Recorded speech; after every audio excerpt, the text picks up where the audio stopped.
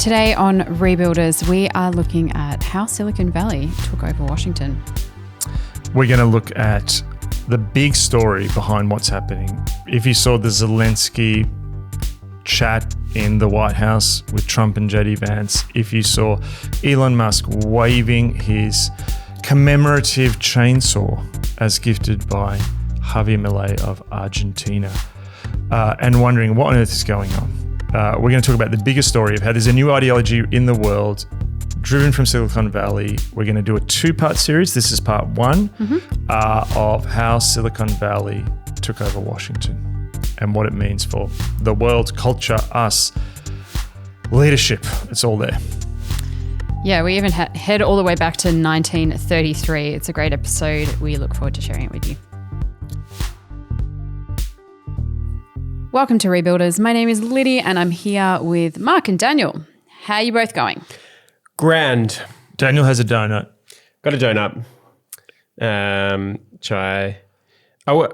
We've kind of addressed it, but we stopped doing pastries officially, or unofficially stopped doing pastries a while back, but occasionally they do creep across my desk. And Just as I am crept partial across my desk to a pastry, well, some would argue is a donut a pastry? Yeah, good question. I would say it's probably not, but I will a treat. I will oblige and consume Yes, the donut. I'm holding. No one can see this, but I'm holding it. we can see it. You look like Oliver. Yes. You know, in Oliver Twist. You know, please, sir. Please, sir, can I have some more? Because is that only half the donut? Yeah, the other half. Look. Other half has crept across your desk and into your stomach. Just popped into my mouth. Just so this one will be consumed as the episode goes on. Stay tuned. Yeah. Well, it is donut eating for Daniel because it's Rebuilders' birthday week. All our birthdays are this week. Happy birthday, my fellow Rebuilders hosts. Happy birthday, everyone. What are the odds of that though? Yeah. He did specifically employ us because our birthdays Yes. That was the job application. When is your birthday? Yeah. I don't need to know anything else. March. Do you like pastries? No. Yes. But what are the odds? I don't know. I don't know how to make odds. Yeah, Some of I'll our chat mathematician GPT. listeners could probably tell us. 1 in 300, no.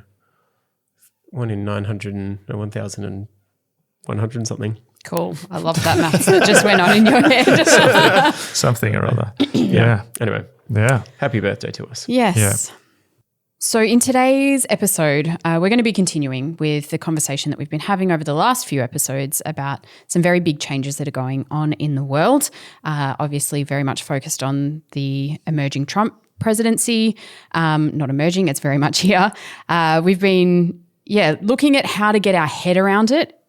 Ultimately, in order to comprehend the implications of that spiritually. So this episode is actually going to be part of a slightly bigger conversation. So it's going to span across a couple of episodes, exploring a number of different things, Musk, transhumanism, Mars, but ultimately how Silicon Valley took over Washington. And Musk is such a central figure to all of this. So I guess, how do we get here? Yeah. And how is this linked to Silicon Valley taking over probably not only Washington, but maybe more so the world? Yes. Perhaps, The global dare I say. order. Yeah. So I think also what we want to achieve today as well is give people an orientation to understand. You know, we talked about last time. It feels like a just whirlwind of events that throw you off balance. But there really is a story being told behind this. So I'm going to go to two events which really did sort of capture a lot of people. We may have addressed one, but I'll address the other. So the first one was, the sort of imagery of Elon Musk at the CPAC convention, which is a large conservative convention, where he appeared on stage and he was dressed as, and this is interesting, I mean, how's this for a cultural marker?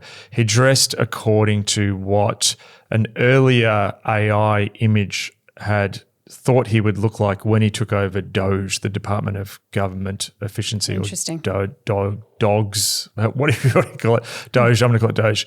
And there was an interesting point in that talk where he said, I am become meme, that he's literally become a meme, which is, we maybe could do an entire episode on that. Yeah, that's all. But, at the beginning of that, he held a chainsaw which was gifted to him by the new president of Argentina, Javier Milei.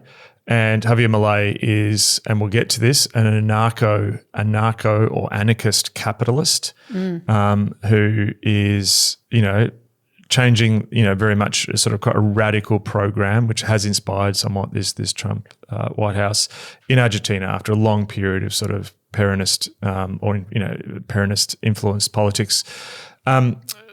So there was that sort of thing of him waving around this chainsaw in sort of sunglasses, which, just seemed like a very unusual political thing. And also the fact that, whilst Trump is president, Musk's role is just phenomenally huge in this. And we also saw that press conference where Trump was at the desk, he had Musk next to him with his kid on his shoulder, just really unusual political images we're not used to seeing.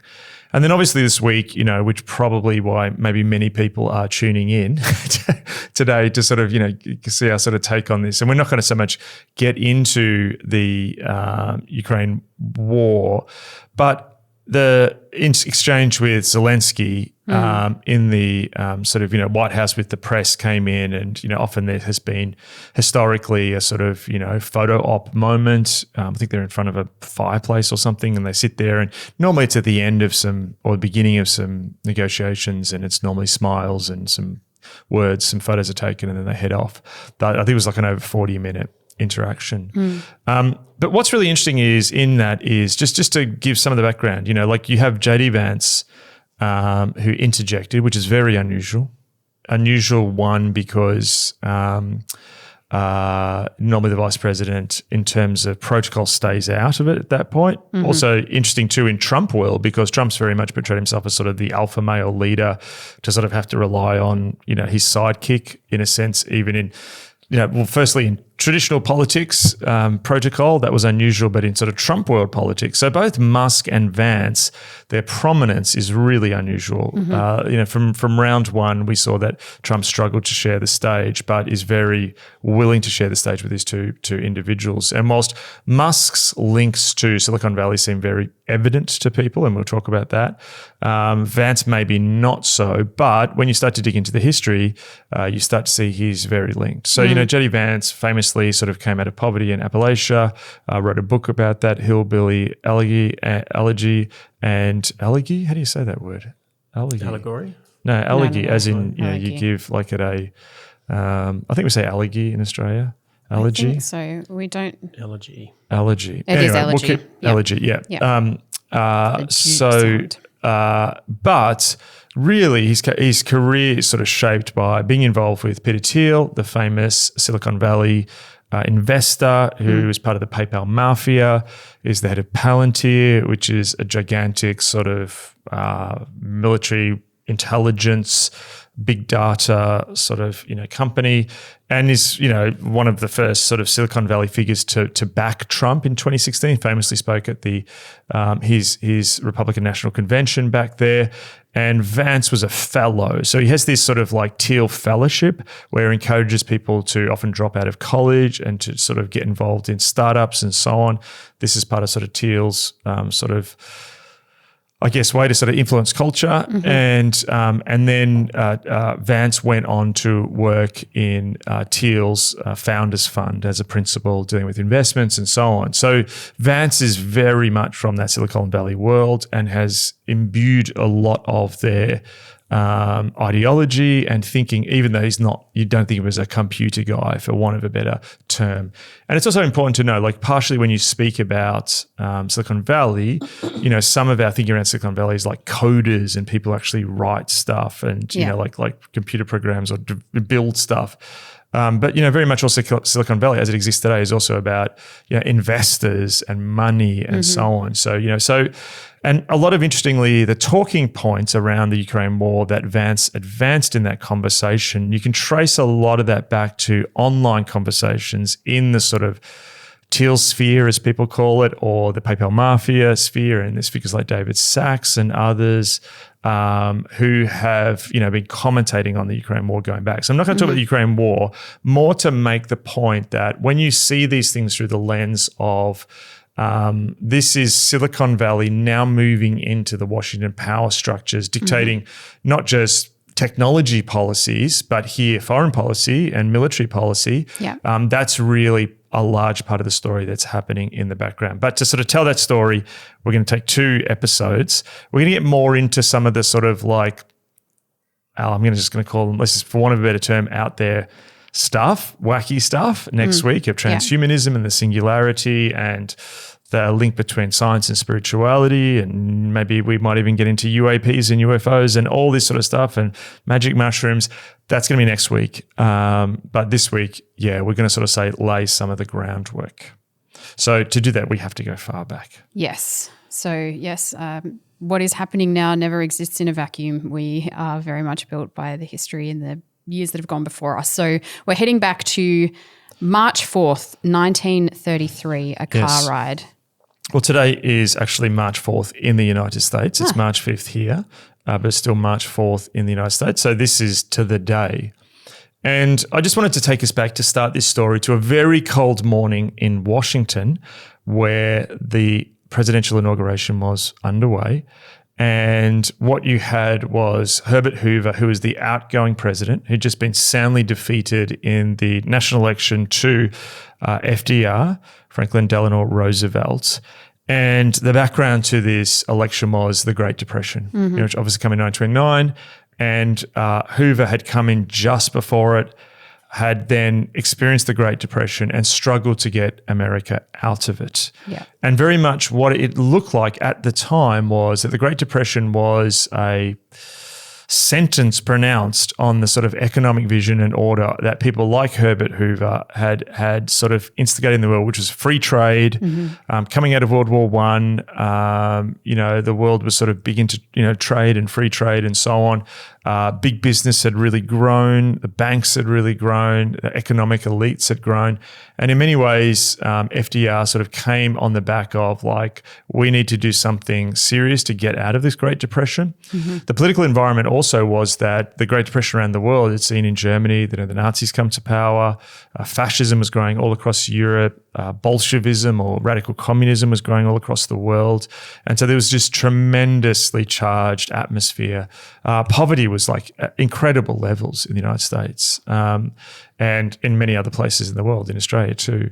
And so there's this ride where you've got this outgoing order of sort of free trade, decentralized, small government, move it away from Washington back to states' rights. And then FDR coming in saying, the government's going to be more involved in the economy, back to Washington, centralized power.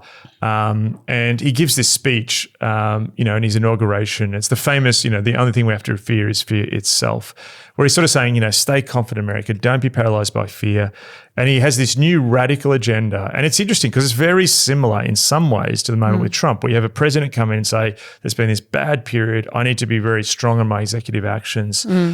So he's like, the only way we can get out of the Great Depression is for the government to really step in here. Now, at the time, economics had like a new star, which was John Maynard Keynes, who was spoken about before, and really had a sort of new vision for the economy. Was what he'd learned from World War I is like in a wartime economy, the government can influence the economy more than people think. The natural economic cycles aren't just cycles that are going to happen. The government can, affect them. So he had a big, strong government intervention. Whereas Hoover's like, business should be let free to do what they want to do. John Maynard Keynes, thus influencing FDR, was like, no, the government has more control of the economy than we realized. FDR also in that speech blamed the financial elites, the bankers, Wall Street, the oligarchs, for want of a better term, and said they've really got America into this crisis. And then sort of the last thing he did too is he really affirmed democracy in the face of rising fascism, authoritarianism, communism, Sovietism. He affirmed that, America needs to lead the world by holding on to liberal democracy. So that's the background, a seeming defeat for Hoover. And then the beginning of what FDR instigates, which is then called the New Deal, which is a new economic order, which really sort of lasts. I mean, some people, I think it's Ira Katznelson says, this order lasts from, 1933 all the way to almost 1973 as this economic order of sort of centralized, welfare comes in, the role of government is bigger. And, you go into World War II, which again strengthens the American economy. We'll talk more about that in a second, but a big order. So you seem to have a winner FDR, and powers centralizing back to Washington, and a loser, Hoover, who believes, but it's also two ideas here. It's not just between two men, it's two ideas here. Okay. So that was 1933. Yes. Then in 1941, Hoover moves permanently to Palo Alto. Okay, so Hoover does sort of travel a bit and do some different things. But in 1941, he returns to something that he created in 1919, which was an institution, a think tank, at the heart of Stanford University in Palo Alto, part of the area we today call Silicon Valley. So just think about geography here tells a bit of a tale. So Washington, I know it's not completely on the East Coast, but it's on that side of the country. You've got New York, you've got, Washington Power on the East Coast. The West is not as developed at this time. It's sort of starting its ascent. But you got this little sleepy place, Palo Alto, on the West Coast. And in a sense, he retreats back to this think tank. And so this think tank in the middle of Stanford, and Silicon Valley is not there at this stage, which is really interesting. So before Silicon Valley, he creates the Hoover Institution to be a think tank where he continues these ideas. He doesn't go, well, FDR was right.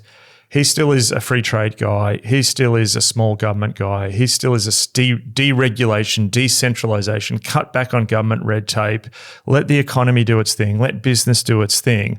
And, this is really the libertarian vision, as many would call it. It later would come with people like Ayn Rand and so on, and, Murray Rothbard, or, these people.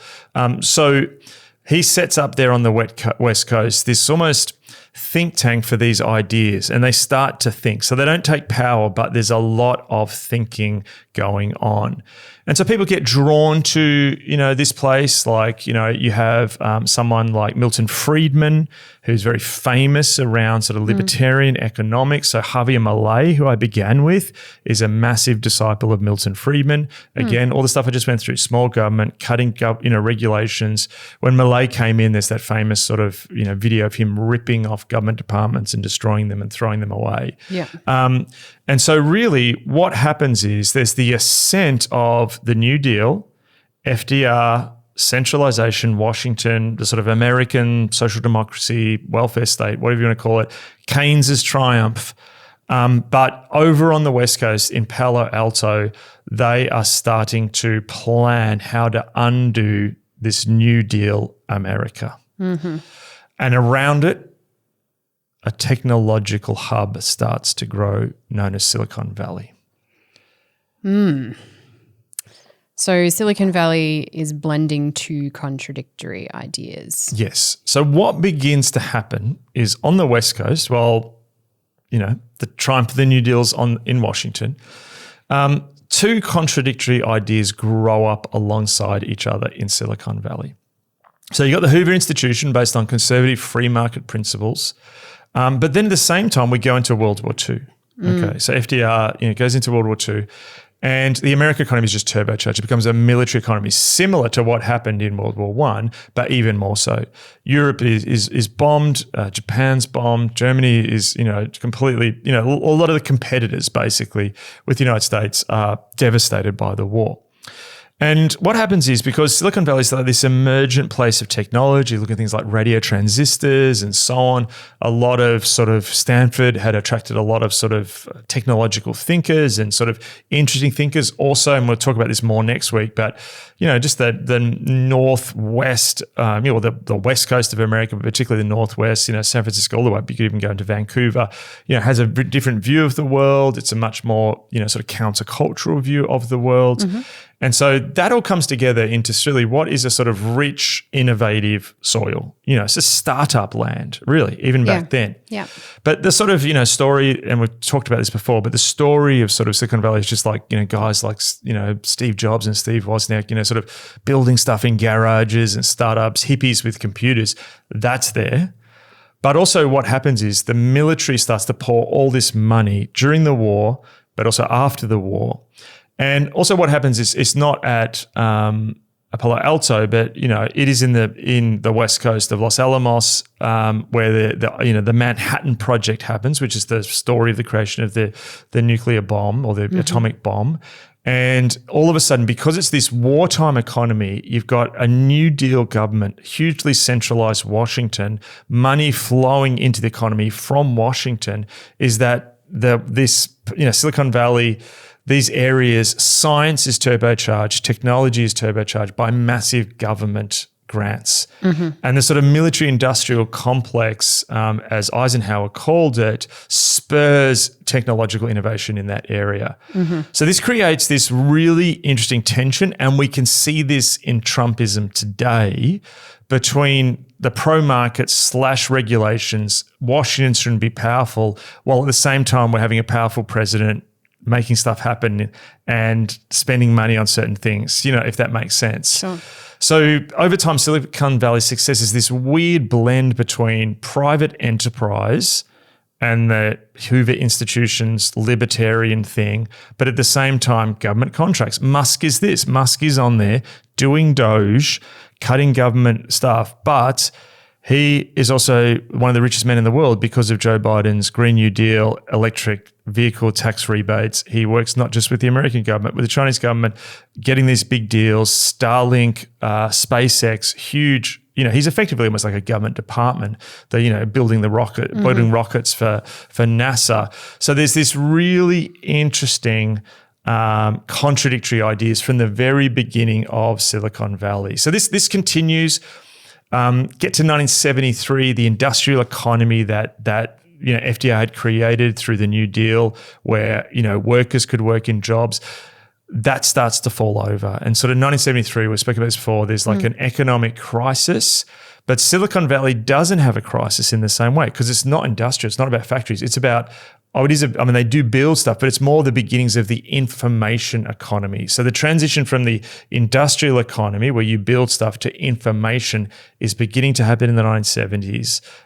So you can see the power of Silicon Valley increasing. New York goes broke.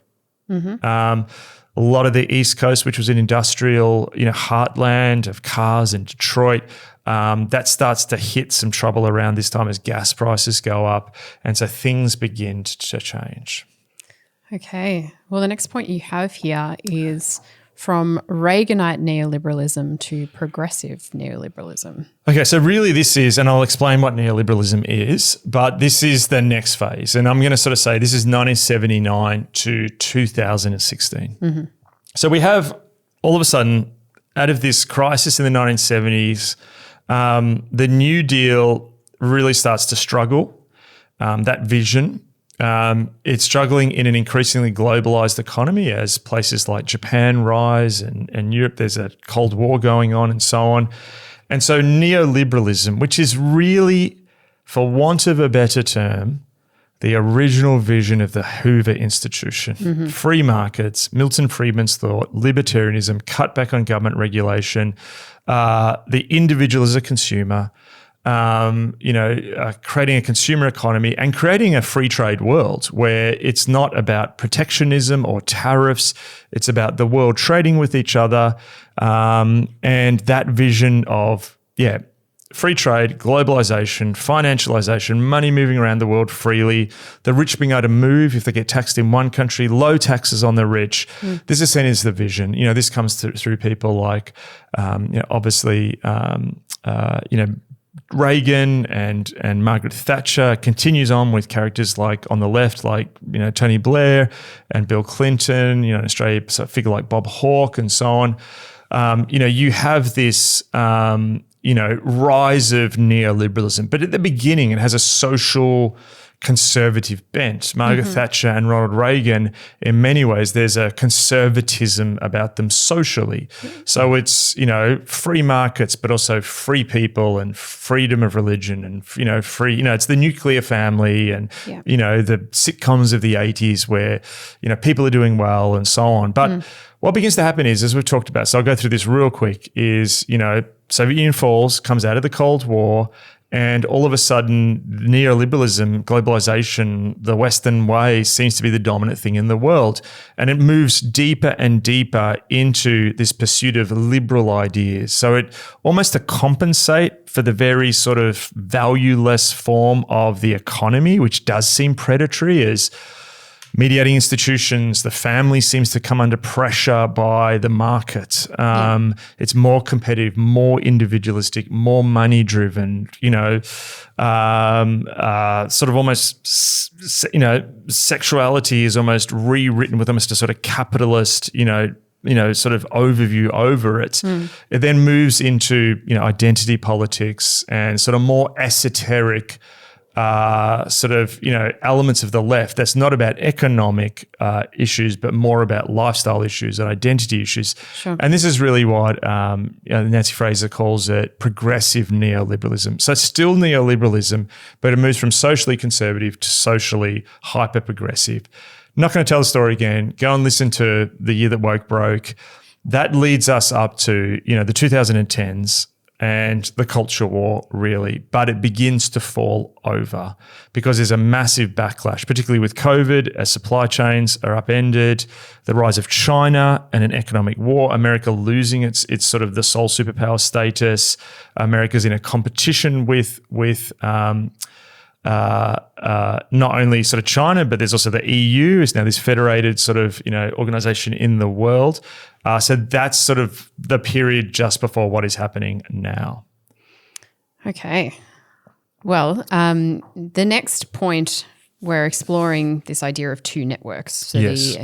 The American-led International Free Trade Globalization Network and the emerging internet. So we have then, at this point, in 2016, or let's take it back to 2010, you have two networks in the world. This incredibly complex free trade globalization network, which could be things like, free trade in the European Union, or it could be free trade NAFTA agreement between Mexico, US, and Canada, where a car gets built and you think that, they're being built in Mexico. But really what's happening is, say, one part of that car could be made in a factory on the American East Coast, then be sent down to Mexico to do something to it. It goes back to LA, something's done there. It goes to Canada, to Ontario, something's done to it there, back to America, back to Mexico.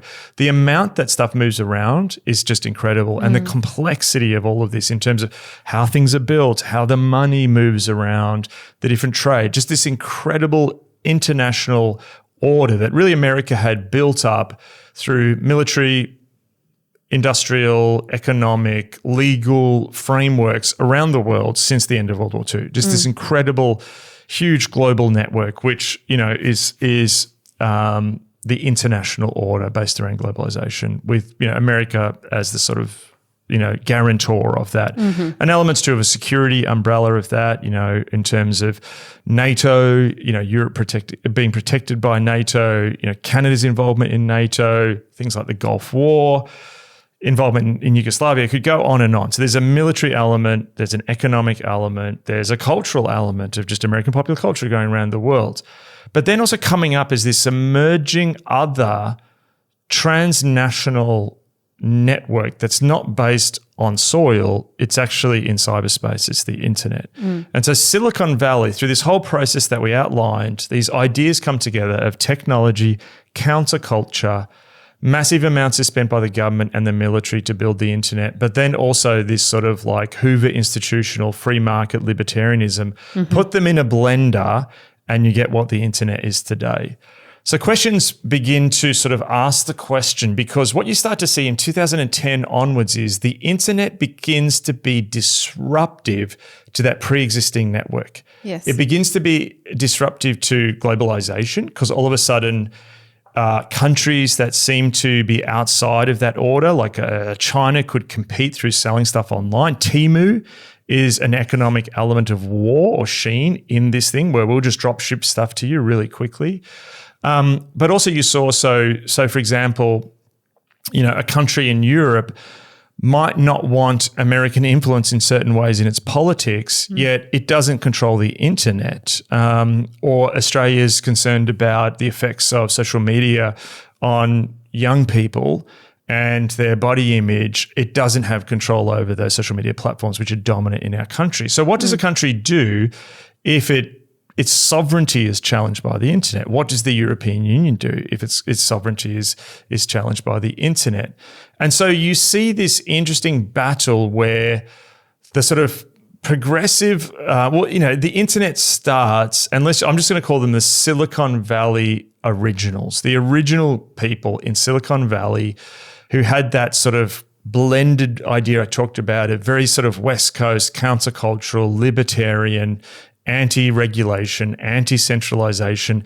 In many ways, if you think about it, the internet is a cyberspace embodiment of Hoover's vision of deregulated economy. Yes. And a way to do that across the world so no one can really control it, which was the fear. We don't want Washington controlling this or big government or whatever. So at the start, it's a very sort of hacker, open source idea. So that's the internet begins. But then you see this sort of increasing corporatization of the internet, which also maybe actually wasn't a takeover as much as the inevitable effect of its origins, if that makes sense. But really what begins to happen by sort of 2014 to sort of, 2020 something is the progressive neoliberal order begins to exert greater control over the internet. So particularly with the rise of social media platforms, so figures become huge, like Jeff Bezos, Zuckerberg at Facebook. You got figures like Jack Dorsey who's controlling Twitter.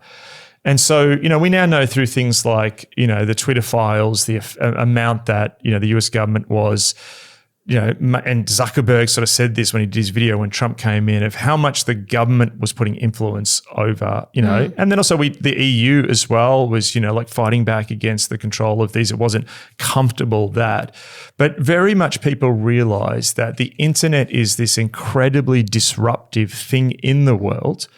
We saw that from things like Pokemon Go, where you saw literally you could create a crowd on the other side of the world of people chasing something, and people realized that, or even something more terrifying like the Rohingya massacres, which were sort of organized, on Facebook by people, that this thing was a weapon of mass destruction. It was great. You could chat to your grandma on FaceTime, but also you can organize a pogrom. You can... I can sell something false to you about Daniel, right? Yeah. But I'm just going to tell you. But if you then put up what I said to you online and it goes viral with our Rebuilders listeners, this misinformation against Daniel could get death threats. Yeah. Do you know? Now, look, back in the day, there was people I told you something about Daniel and you go and, beat him up or something like that. Please don't. Yes. But the element, there's something...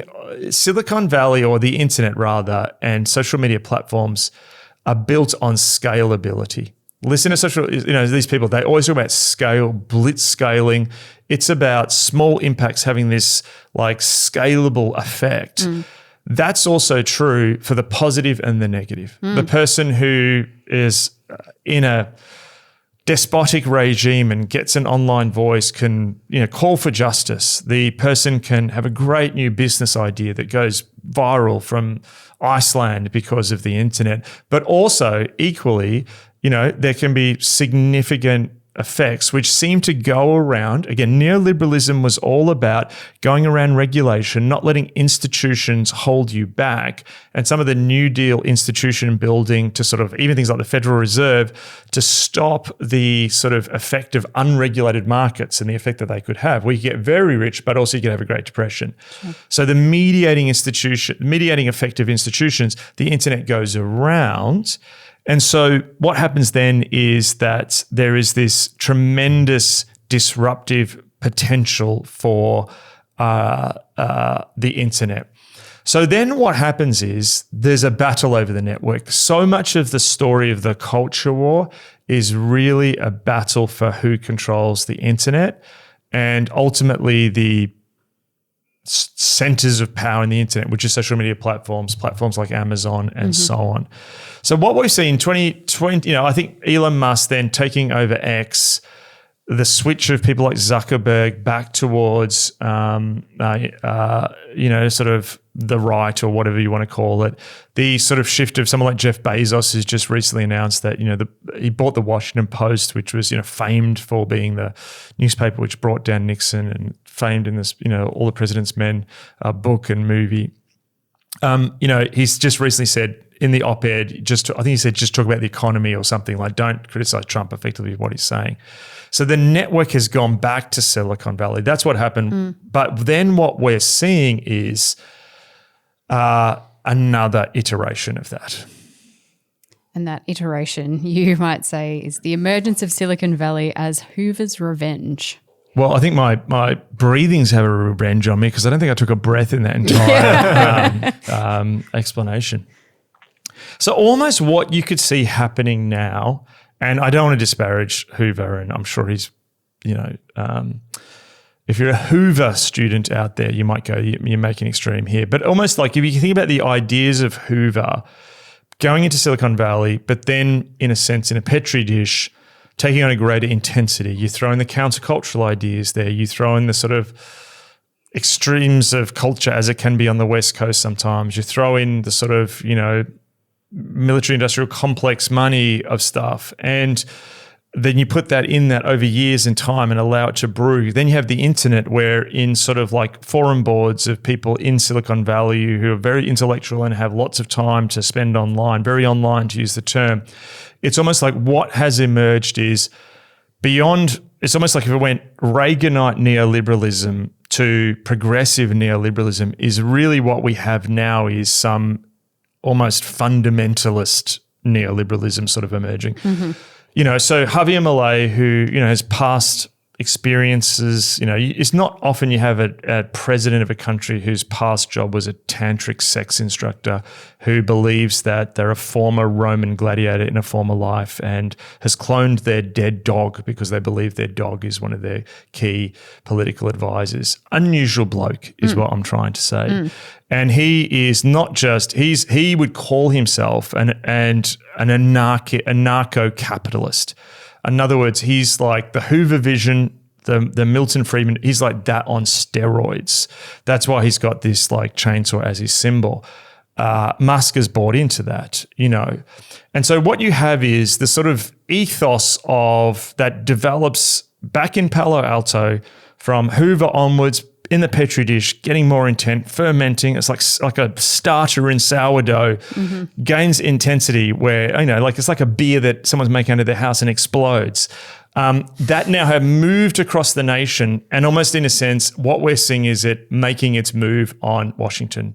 And even someone like Curtis Yarvin, who I think was called Mencius Mollberg for many years, was a very well-read within Silicon Valley circles, sort of philosopher, internet philosopher. He talks about undoing the New Deal state. Like that's their purpose, cutting like capitalism with no rules around it and just sort of destroying everything. And also sort of ideas like accelerationism, which if let's just burn everything down to start again. Almost this sort of the Joker as, your sort of idol, and, it's interesting, almost sort of Yarvin also talks about you've almost sort of got to become FDR, a very executive action, almost dictatorial president in order to destroy FDR's legacy. Yes. And Yarvin talks about, a return to monarchy. He's like, democracy's not worked. We need a king. His argument is like, if the California government had designed the iPhone, what would it be like? It was designed because Steve Jobs operated like a tyrant. And so he argued before Trump that what America needs to be run is like a corporation and don't have a president, have a CEO. It's really, really interesting to see this sort of dynamic emerge. I'm happy to pause for any questions, but I can say some more things here. Anything from you, Dave? No, I'm just absorbing, processing as you're going. Okay, so two massive contradictions that are at play in the midst of all of this. You've got the contradiction at the heart of this where Trump, and I mentioned this the other week, Trump wins through a more Steve Bannon vision of economic nationalism. This is almost elements of FDR early on, of tariffs, rolling back globalization, almost anti-neoliberalism.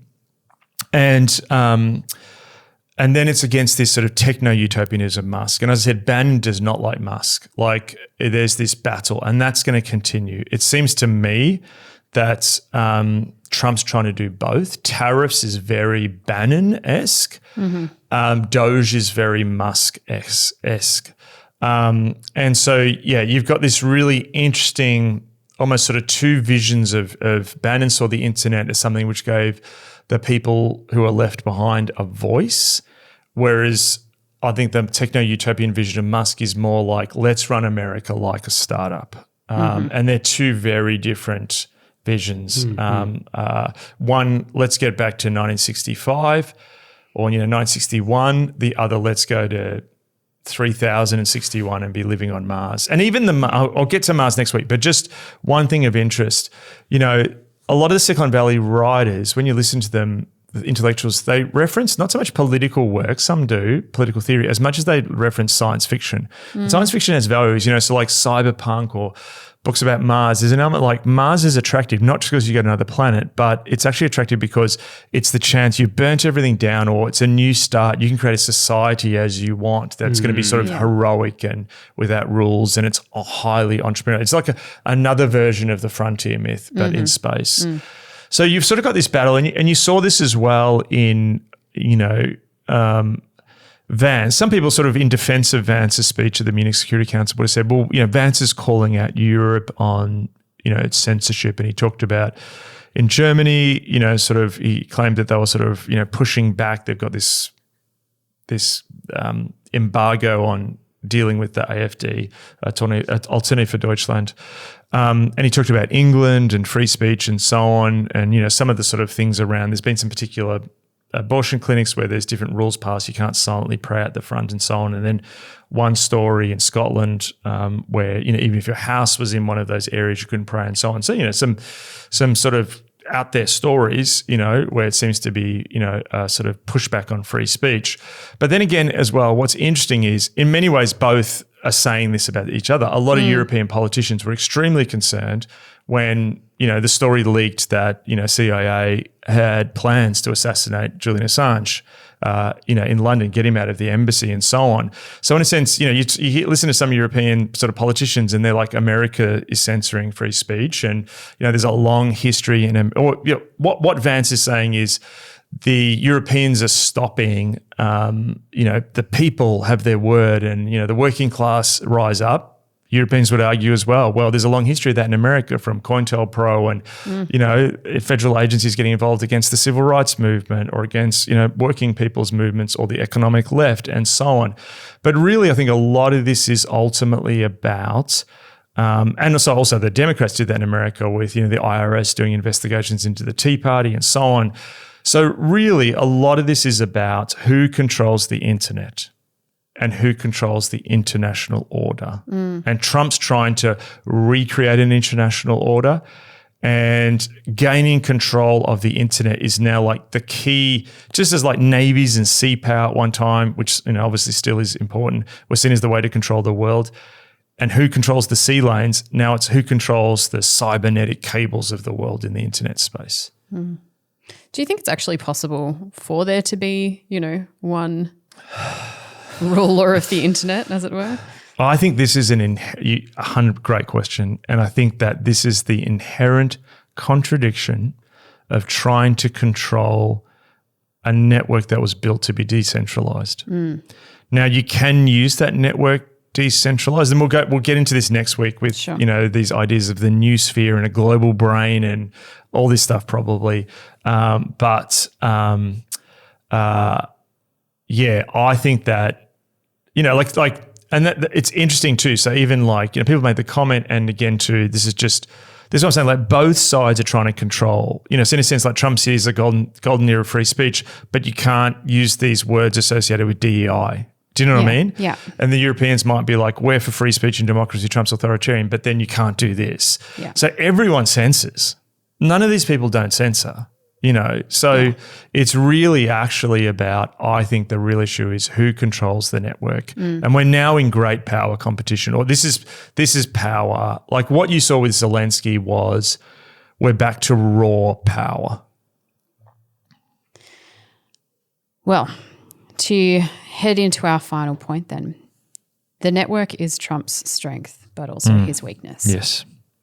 Okay, we know lots of people have joined us listening to this podcast in even many over the last few episodes, but, over the last little while. But very early, when we were just spring chickens. Whippersnappers. A couple of years ago, we did a series called The Networked World, and we talked a lot about network dynamics. And actually, it'd be fascinating to go back because I think a lot of what we're talking about has happened. And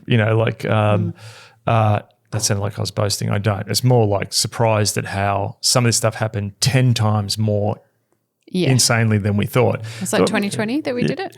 Yeah. Deep cut for those listening. Our current intro and outro music was made for that series. I was and thinking we about just that the other day. stopped using it. So if you listen to the intro and outro music, see what network-based sounds you can hear. I only heard, like Chris, who made the music, told me this the other day that there's all different things you can hear of different technologies. Yeah. I had not known that. How embarrassing. I just was vibing out in the music. I just loved the music. I just love dial-up modems. Yeah, they're great. Oh, it brings me, it's nostalgic. Okay, so the network is Trump's biggest strength and weakness. What the network enabled Donald Trump to do was go around the political institutions as they existed and run this. At the time, people thought it was a crazy campaign. People were laughing at him, and he wins in 2016. Even things like Julian Assange, and WikiLeaks, and people talked about the effect of that and so on. This is all network internet dynamics. But also what I realized is that a lot of sort of Trump's current posture in this second term is based around the wielding of power. We saw that with Ukraine, where very clearly you saw in a room that sort of press conference was him like showing his power and like, you guys have got no power, or Vance talking to you guys have got no military power. So it's more based around military power and economic power. And obviously the United States is a juggernaut in size and biggest military in the world, and military spending just dwarfs other people and so on, and huge economic power as well. But what is really interesting, what I realized is, there's reports today, and again, too, we're recording this on March the 5th in Australia, and, and I think even, Trump's doing his congressional speech as we speak. So, maybe we'll just have to re-record this at the end. But one thing that dawned on me, it's a couple of fascinating things happening. So Trump's announced tariffs and instigated tariffs on Canada, Mexico, and China. And then I saw one of his economic advisors saying just before I got on, he may repeal them tomorrow. And the excuse was, Canada and Mexico they're controlling fentanyl. No, they did that 2 weeks ago. They upped their game a couple of weeks ago and stuff had changed.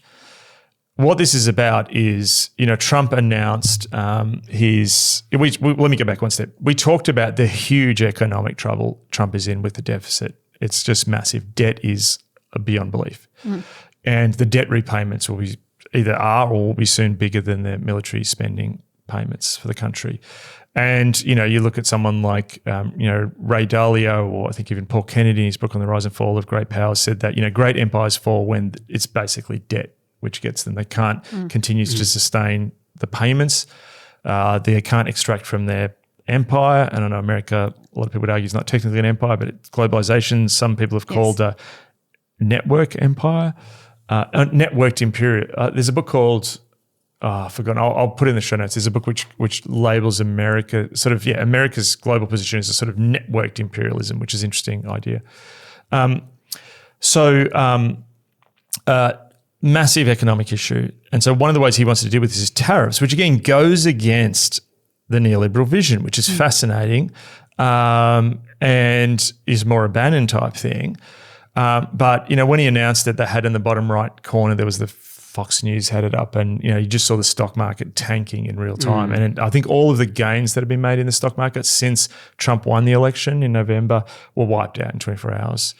Wow. And, the Canadians replied, and the Mexicans are replying and stuff. And Doug Ford is the sort of bombastic premier of Ontario in Canada province, was like, well, I'm just going to turn I think he controls the power to 5 US states. And he's just like, I'll turn it off and I'll smile. So what it made me realize is what's very different about this moment is you've got big power politics, but then you've also got this dynamic of a low pain threshold. So Trump is very much more than other presidents, prime ministers in recent living memory to be very bombastic, for a Western democracy to be very bombastic about and power driven about their power. That's a bad sentence, but you know what I mean. But he's extremely sensitive to any pain that would inflict on him, his political legacy or popularity, and particularly his voters. He won. He knows he won. There's a MAGA part of the country which just loves Trump, and he once said, "I can go onto Fifth Avenue and shoot someone, and people still vote for me." But he won the landslide, or it's not really a landslide, but he won the electoral vote and the populist vote because there was a large amount who's like, "I don't like the economic direction of the country it's going." Sure. So the economic news is his serious Achilles heel. So he's not willing, and I think also just like as a person, having read.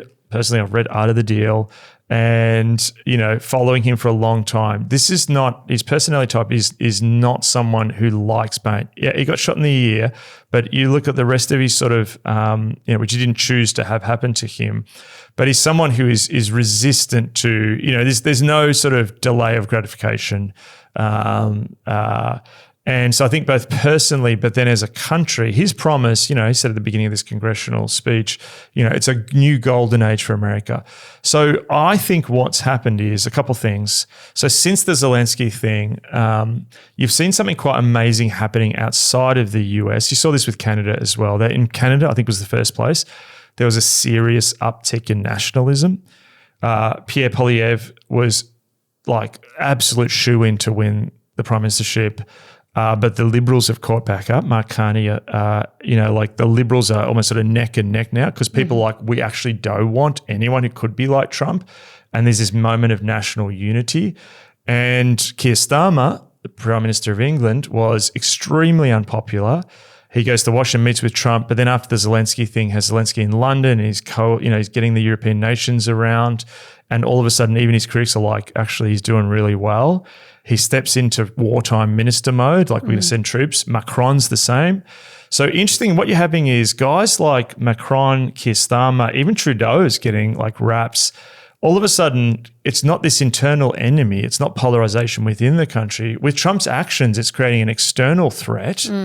And all of a sudden, nationalism is rising up. This is not in America. This is outside of America. I'm talking nationalism rising up in a lot of countries where people are like, hang on, it's us versus them. Polarization in some ways, I think, is downgrading a bit in a lot of countries. And if this gets more intense, people are sort of stepping up. And I think what you'll see is the progressive neoliberal script, which are Trudeau or Keir Starmer, all these people have been running from. All of a sudden, these guys are like, okay, that's out of fashion. They know that, and even someone like Christina Freeland, who's, in the Canadian government, who was with Trudeau, she's even criticising woke and criticising Trudeau. They know that's out. They know that the progressive neoliberal woke thing is gone. They're looking like, what's the new jam to like be a prime minister now? And it's the wartime. Maybe not in war, but the let's go to a war economy, national unity, us versus America thing is extremely popular all across the world right now. So I think you're going to see outside of the West this new emergence possibly, if this continues, if Trump foreign policy continues, of sort of internal polarizations disappearing, a rebirth of internal nationalism, and a sort of binding by a sort of anti-American or anti-Trumpism, really, which is really, really interesting. And, as we sort of learned at the beginning of this, wartime economies can sort of reindustrialization, wartime economies can have this focusing thing when you've got an external threat. So that's really interesting. And so Trump, I think what's happened even just in the last sort of 48 hours is, Trudeau's sort of standing up to Trump and all of a sudden getting a lot of plaudits. And then if Trump has indeed repealed the tariffs, I think it's going to look like a defeat for him. So in a sense, like if you're going to throw the power around, you've got to be prepared to, you're going to beat up the enemy in that, but they may get a couple of punches in that hurt you. I don't know if he's willing to do that in terms of take Americans through any economic pain. If Doug Ford turned the power off, that's going to be a huge issue for Trump. So it's going to be really interesting. And sort of I think the Ukraine war, like what could also happen as well as Europe, it could be a defining thing for Europe, in terms of you're already sort of seeing Europe defining itself and possibly the West defining itself against the US. and sort of seeing US on the side more of Russia and China. And already the Russia, I was looking at some of the sort of, I don't read Russian, but some of the sort of translated Russian news. And, they're talking about the new triangle of China, Russia, America working together, whether that's their wish fulfillment, or the wish casting, we'll see. But yeah, you're going to see in, I think, the West, a sort of new kind of, which is ironically is what Trump was pushing the first time, make America great again, nationalism, and they're sort of almost doing it in reaction, which is really interesting. So ultimately, the connectivity for Trump to pull this off, so he's trying to do two things. Clearly, Silicon Valley is moved in and trying to take control in new ways, but also Trump's trying to remake this. So those two networks, I'll finish on this. Number one, the internet network, the disruptive network, is now disrupting politics in Washington, number one. But number two, Trump is trying to remake that other network, the global network that the US made of globalization, of all these free trade agreements, shipping lanes, supply chains, economic order, financial order, incredibly mind-bogglingly complex. No one human mind can get their mind around it all. He's trying to remake that through tariffs and other things. He's flying at it, but it's going to be near impossible to change it. I think it's just too complex. So those two things are both going to end up in disruption. But what we're starting to see is the culture is changing fundamentally in the midst of this. Wow. I should have breathed more in this episode. I barely breathed in it in the entire time we've done this. Thank you very much for, taking us through that kind of history of how America is to this point and how we are in the world at this point. Any other encouragements that you would like to leave us with before we end the episode? It's really interesting. I'm going to end on Timothée Chalamet. We all knew it was going there. Perfect. It's just really, when he won the Golden Globes, always come before the Oscars. Yeah. And I think he won Best Actor for A Complete Unknown. And it was really interesting. He gave a speech, and I saw a couple of people note on this, and someone said his speech was almost a bit more like a sports person than a movie star or an artist.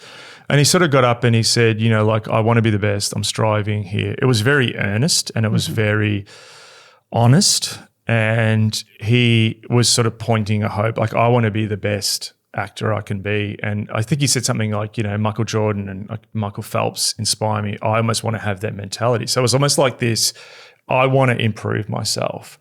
In many ways, he's a, we'll look back on him as a sort of key, if you think about Gen Z now or Gen Z or Zoomer or whatever, he's one of them. And I thought this is a different change of voice. Right.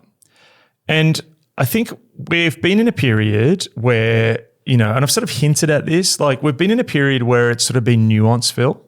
Nuance. And I know we're giving a lot of nuance. We've just done an hour, podcast on a lot of background.